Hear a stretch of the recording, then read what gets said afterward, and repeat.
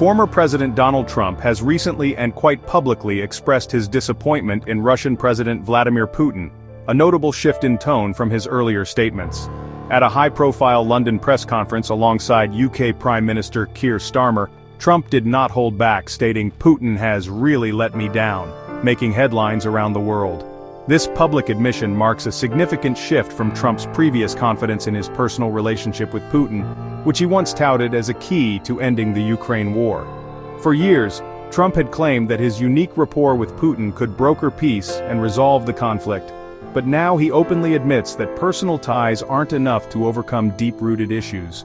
The ongoing war in Ukraine, with its devastating toll on civilians and cities, has challenged Trump's belief in the power of leader-to-leader diplomacy and exposed the limits of personal influence. Trump's visible frustration now signals a recognition that entrenched geopolitical realities and national interests often outweigh even the strongest personal connections between leaders. His words today reflect a sense of missed opportunity, disappointment, and the unpredictable, often harsh nature of international diplomacy on the world stage. By publicly calling out Putin, Trump is recalibrating his narrative, acknowledging the stubborn obstacles to peace and the complexities that come with global leadership. As the world watches closely, many wonder how this shift in Trump's stance will influence his future actions and policies regarding the ongoing crisis in Ukraine. The human cost of the Russia-Ukraine war is truly staggering, with each day bringing new stories of loss and heartbreak for families on both sides of the conflict.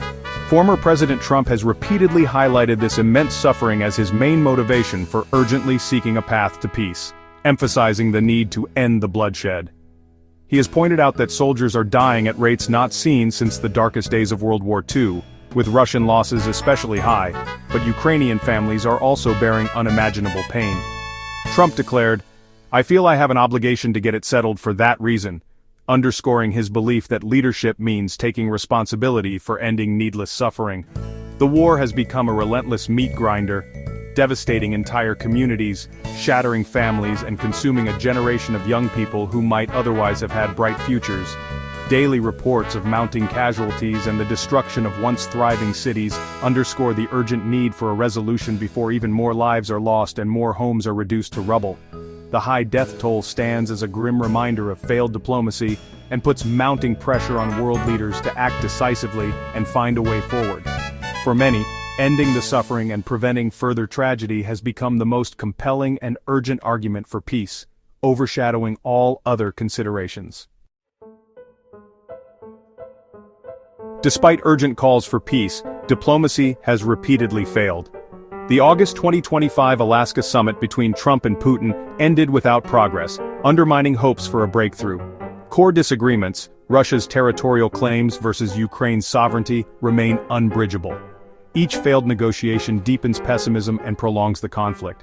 Putin's absence from the upcoming UN General Assembly signals Moscow's reluctance for decisive talks. The international community has tried sanctions, pressure, and mediation, but the war grinds on.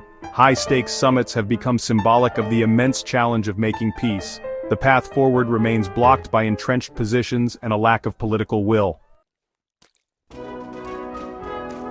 With peace talks stalled, the U.S. and allies are shifting how they support Ukraine.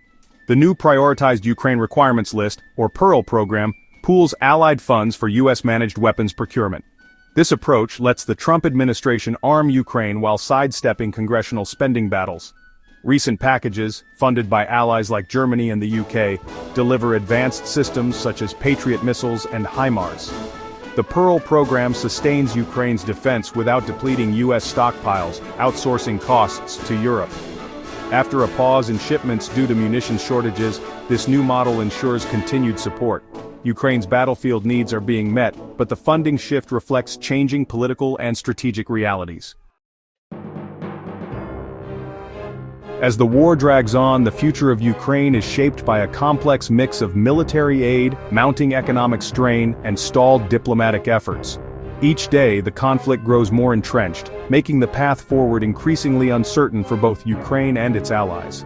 The Allied funding model keeps Ukraine armed and able to resist, but it also raises tough questions about how long this level of support can be maintained. especially as donor fatigue sets in and budgets tighten across Europe, and the U.S. military leaders warn that the high cost of advanced weaponry and ongoing logistics is unsustainable in the long run, forcing difficult choices about priorities and resources. As a result, there's a growing push for cheaper, more innovative defense solutions, since current spending rates simply can't last forever. Creative strategies and local ingenuity are becoming increasingly important. Ukraine's survival depends on continued Western support, but a true diplomatic breakthrough remains elusive, with peace talks stalled and trust in short supply on all sides. The international community faces a protracted conflict, balancing the urgent need for humanitarian aid with the constant risk of escalation, all while hopes for a negotiated peace continue to fade. New aid strategies may help Ukraine stay in the fight and adapt to changing conditions, but they do not guarantee a path to lasting peace or stability. The ongoing struggle for Ukraine's future will continue to test the resolve, unity, and resources of everyone involved, demanding resilience and difficult choices at every turn.